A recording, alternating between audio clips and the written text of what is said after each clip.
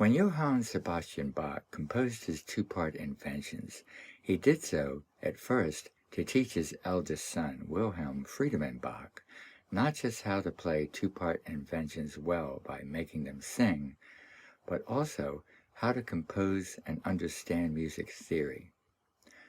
Bach most likely taught these pieces in the following order, introducing different keys and technical challenges one step at a time, according to their increasing difficulty. I don't think it's a coincidence that this order of difficulty moves up and down the keyboard on the white keys from C to B, then to B flat, and it all stays within an octave, and then goes back down to C. It was probably too late to renumber most of the Inventions after making copies for many of his students, or having them make them probably. Plus, I'm sure he was way too busy writing new music every day with his hectic schedule and challenging circumstances. Let's see what this order of Inventions looks like on a keyboard. Starting on C is Invention 1. Then on D is Invention 4. E is Invention 7. F, Invention 8. G, Invention 10. A, Invention 13, B, Invention 15.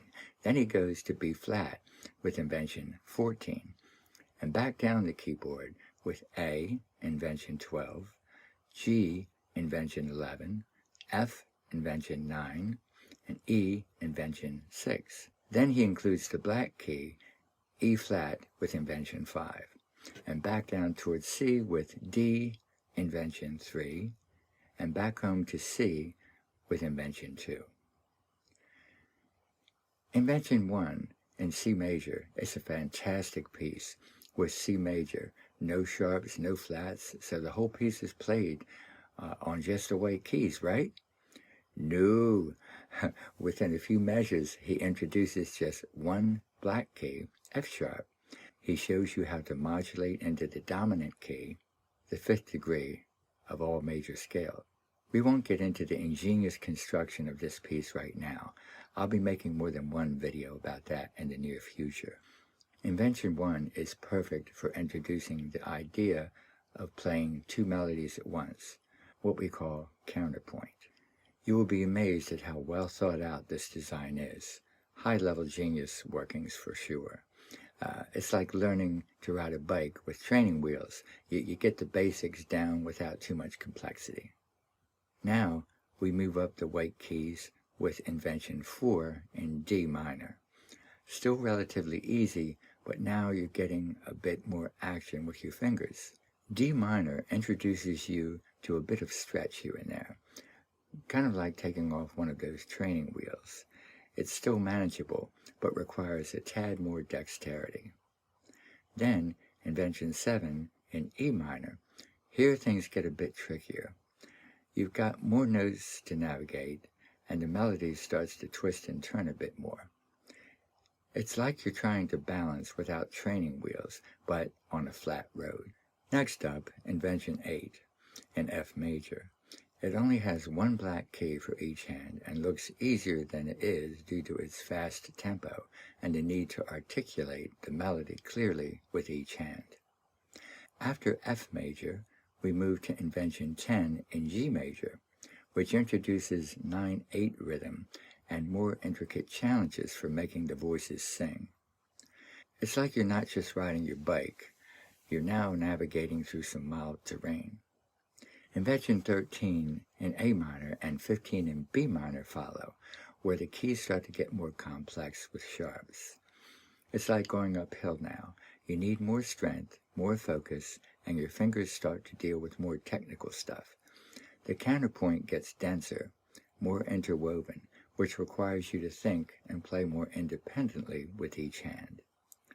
Then we switch directions with Invention 14 in B-flat major. It is a beautiful and challenging piece with intricate interplay between the voices. This invention is one of my favorites. As we go back down the keyboard, Invention 12 in A major, 11 in G minor, 9 in F minor, You're handling both sharps and flats.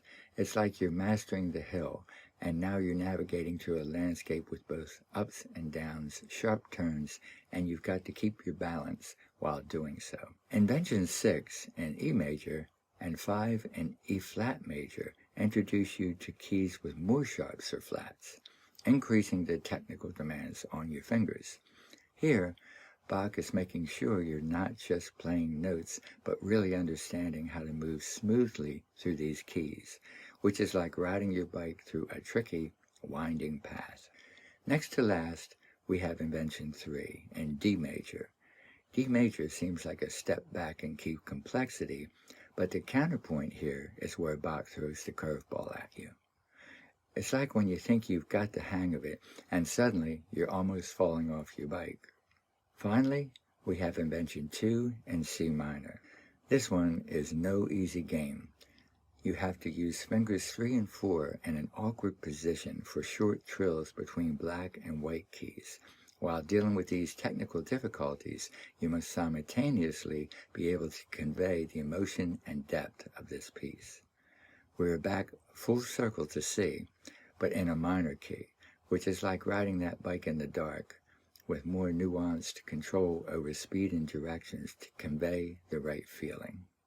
So Bach's order of following mostly the 7 white keys up and down an octave with a few black keys thrown in was smart.